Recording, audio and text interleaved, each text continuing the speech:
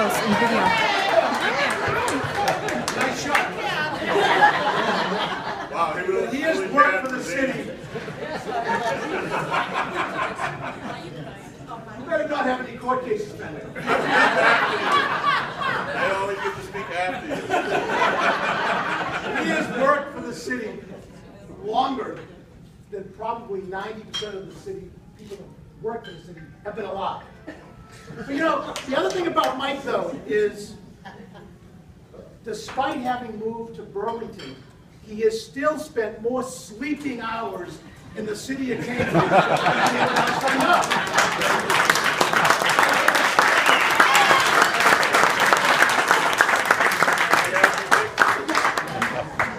And one thing about Mike, you see, unlike that old cop that brought a pillow and stuff, Mike didn't need a pillow to go to sleep. Just didn't need it. He knew how to make it look like he was awake and working while he was sleeping. And actually, in all seriousness, I may get choked up on this. You won't. I met Mike probably 50 years ago. He used to come to my house on Monday nights after the city council meetings. You see, when the council didn't get along, he showed up at my house with Charlie and a few others, and my mother would have to make something really quick and hang around the table. And that's how I met Mike as a little kid, coming back after city council meetings. And one thing I've always known about Mike is his heart is bigger than himself. No matter what, who came before him and what they may bring, Mike's heart would always reach out to other people.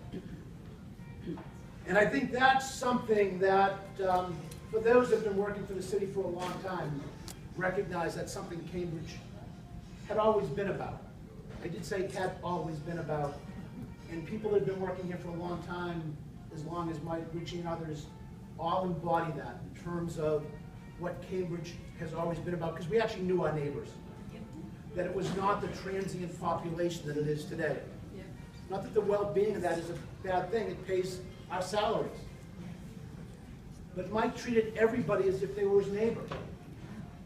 Whether it was having grown up on Green Street, I can still think of Mike coming back and telling the soda jerk stories from working at Allen's Drug. The only guy that probably tested more things to make sure they were right. But I gotta tell you, he probably made some of the best stuff because he made sure it was right and made sure the concoctions actually worked. But it really was about treating people as if they were your mother, your father, your brother, your sister, your aunt, your uncle, or your grandmother. Mike has always understood that basic premise about treating your neighbors as your brother or sister. And sadly to say, in all our walks of life, that's not a true commodity anymore. And in 49 years, Mike never forgot that. So, again, going back, I had the great pleasure of knowing Mike now from my kitchen table to rides that sometimes would lead us to New Hampshire, to New York for coffee after a council meeting. My father could find a breakfast place open anywhere. It didn't help any of our waistlines. And there wasn't a sweet tooth that could not be made whole. It may not have helped our health, but it did bring friendship and camaraderie. And it did bring about caring and compassion for one another. So on behalf of my dad, thank you for the friendship. He's been a years. Thank you, Mike.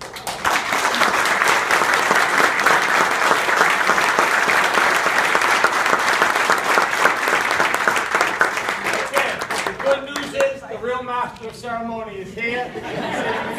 Mr. Rossi, but I wasn't going to speak, and I know I got to say a few things, but I just want to add a couple of things, because when I started in the budget office, Mike was an inspectional, and police and fire were getting jackets and shirts and everything. And other city departments really didn't have that. And I got a call one day, it was the end of the year, and he said, "Brother," I said, "What do you want, Mike?" He said, "I got some money left over." I said, "Yeah?"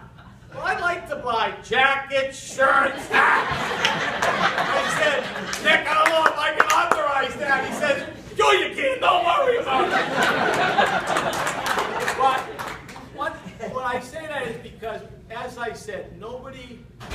more about the residents of the city of Cambridge, and no one took better care of him in time of need, but he also took very great care of the employees of inspectional services.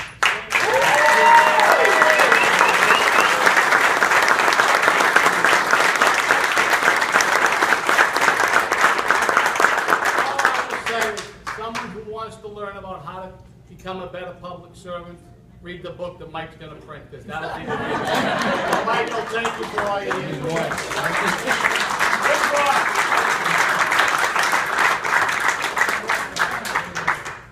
So I'm sorry I'm late, but I was at a meeting with some Cambridge residents who tied me up, and Lisa probably for an hour and a half telling us all the things that's wrong with the city council, number one, inspectional service, number two, number three, and it's all my fault. So it wasn't regular.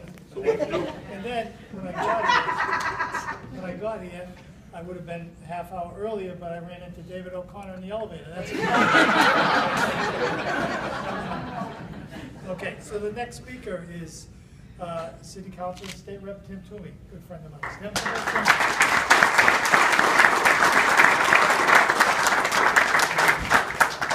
Richard, you should not have stayed at that meeting more than 2 minutes once they started that.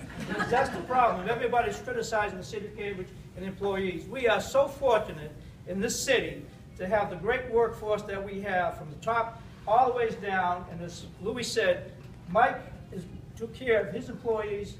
He was a mentor to every new employee that came in to inspectional service, taught them the ropes, never questions, I'm sure. I'm sure he had a lot of patience.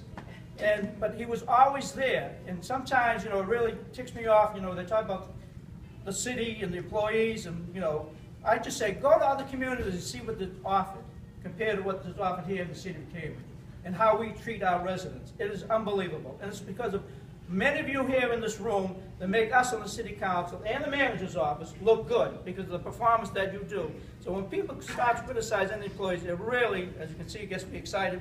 It's election time, and just hearing that negativity, the negativity just bothers me. Really does.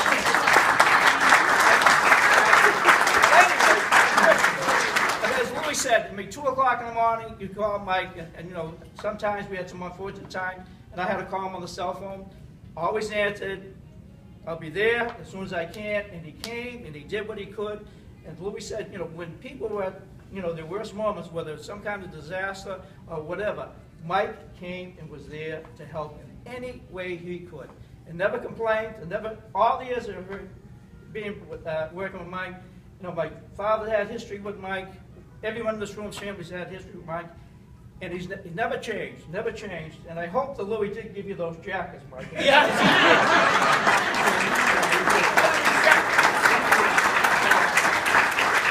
Especially, this is Mike Snyder. We had a city council resolution, but Mike didn't bring it. We went to the office when his last day, but we did present him to thank him for his many years of service, and that's the least that we could. I think we just have one right here. That's why he's the manager. That's why he's the manager. Got 9 votes, Jim. We miss you, Sheila, believe me.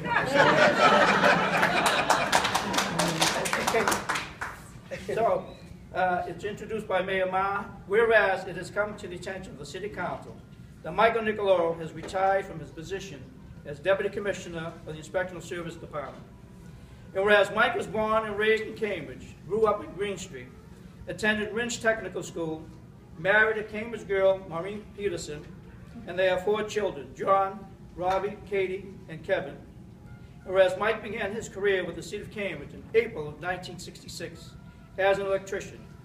And whereas in 1977, Mike transferred to the Inspectional Services Department as a wiring inspector and has worked for the Inspectional Service Department for the past 38 years. And whereas during his time at the Inspectional Service Department, Mike's duties included supervising the wiring and plumbing inspectors, and he became the go-to guy for emergency calls at all hours of the night